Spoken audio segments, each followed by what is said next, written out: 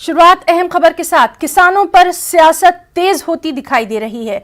ज़रूरी कवानीन के खिलाफ 12 दिनों से एहतजाज कर रहे किसानों से दिल्ली के वज़ीर आला अरविंद केजरीवाल ने सिंघू बॉर्डर पर मुलाकात की। उन्होंने किसानों के मुतालबात को जायज़ करार दिया, उनकी तायद की।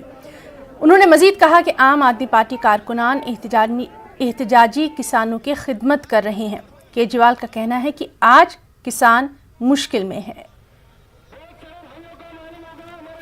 हम किसानों की सभी मांगों का समर्थन करते हैं। किसानों का मुद्दा और किसानों का जो संघर्ष है वो बिल्कुल जायज है। शुरू से हम पूरी तरह से, मेरी सरकार और हमारी पार्टी किसानों के इस संघर्ष में साथ रहे हैं। आपको याद होगा कि शुरू में जब किसान बॉर्डर पे आए थे तो केंद्र सरकार ने, दिल्ली पुलिस ने हमसे दिल्ली के 9 स्टेडियम जेल बनाने के लिए उन्होंने परमिशन मांगी थी। उस टाइम मेरे ऊपर बहुत दबाव डाला गया, चारों तरफ से कई फोन आए, खूब दबाव बनाया गया कि किसी तरह से हम परमिशन दे दें।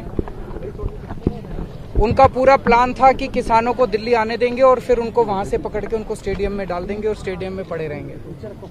लेकिन हम लोगों ने उनकी बात नहीं सुनी, उनको परमिशन नहीं दी और मैं समझता हूं इससे आंदोलन को मदद मिली।